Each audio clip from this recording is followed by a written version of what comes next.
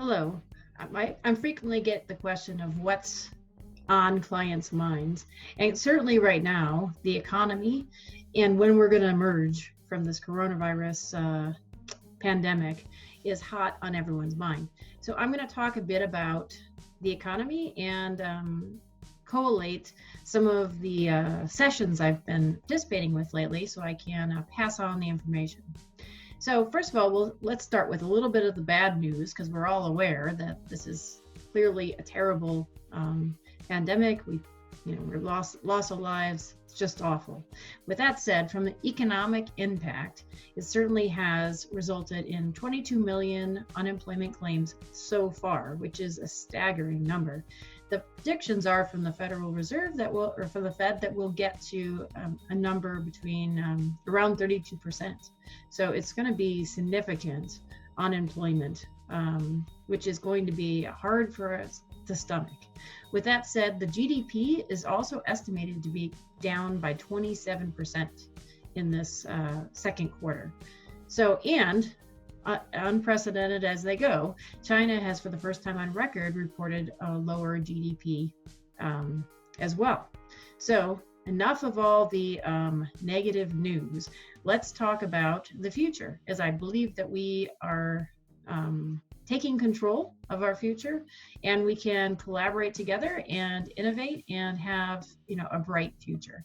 So one of the things that we should talk about is that how we're doing now. So one of the great things is that from a essential business point of view, manufacturing is continuing to go strong. And according to the CMTA informal survey, most manufacturers are diversified, and so they're continuing to run. Not all, but most. And with that said, they're continuing to run at over 50%.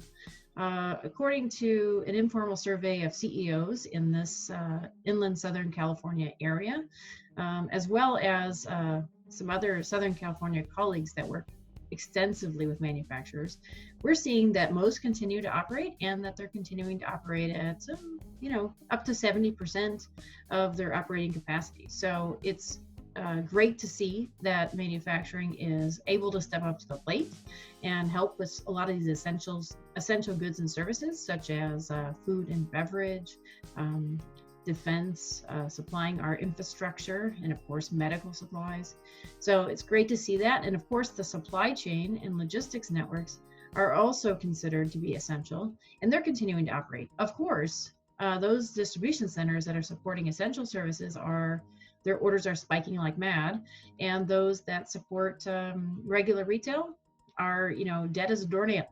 So it just depends, and the same story is true for manufacturers. It depends on who your customers are and who your customers' customers and your customers' customers are, as to how things are going.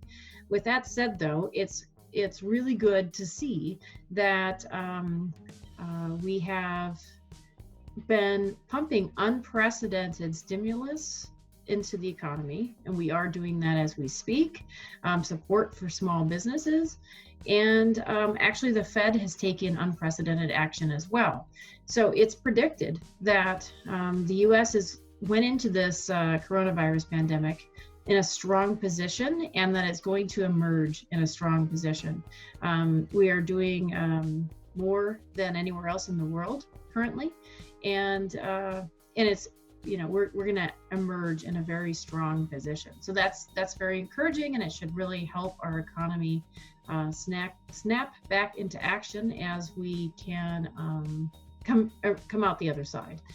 From that point of view, it's also great to see that we are repurposing, repackaging, sharing resources. Bill distilleries are making hand sanitizer. Automobile companies are making ventilators. Lots of different companies are able to make masks, as well as individuals. And we have a lot of collaboration going on and sharing of resources.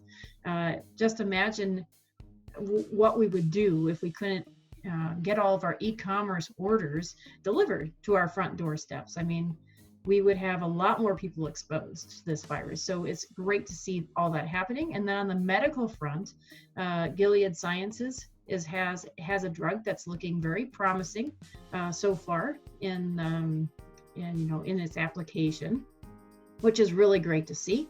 I'm also the president of Apex Inland Empire, and that's the Association for Supply Chain Management. And they have a facility nearby, and they're some of our members. It's nice to see such collaboration happening close to home, and more importantly, just that we're seeing some success. And then also, lots of different people are working on a vaccine, and I'm extremely thrilled to see that Johnson & Johnson is making some good progress. Warms my heart. My grandfather worked there for his entire career, and he would just be so thrilled to see that progress. Regardless, progress is being made. Of course, it's going to be a year out to the latest information out there, a year minimally. But that's why we're hoping that some of these other drugs will help shore things up in the interim. So really good progress on that front, and it will certainly help us reopen the economy sooner and put our innovative minds to work. The U.S. is the ranking top in innovation, and instead of hunkering down and watching reruns or putting the pillow over our head, which we all want to do from time to time, perhaps we should be thinking about how we can help other people, how we can help our businesses, how we can help collaborate to come up with innovative ideas to move forward in the future. And we have vast potential to do so. So I'd like to leave you with a story and then a comment from that. During the Great Depression, Kellogg and Post had just recently introduced cereal. Who would have thought? It's so commonplace today. But they had just introduced cereal. And of course, during the Great Depression, everyone was, panicking, cutting back, all the same things that we all do, and we all feel compelled to do. And so Post followed that, did that exactly. And Kellogg's took the different approach, and they said, you know what? It's an opportunity. I'm going to invest double my investment, and really push on my cereal. And it turns out that they not only ended up becoming the dominant player, but their sales skyrocketed and their profitability did as well. So they had a great outcome by making some smart investment in innovation and in the future.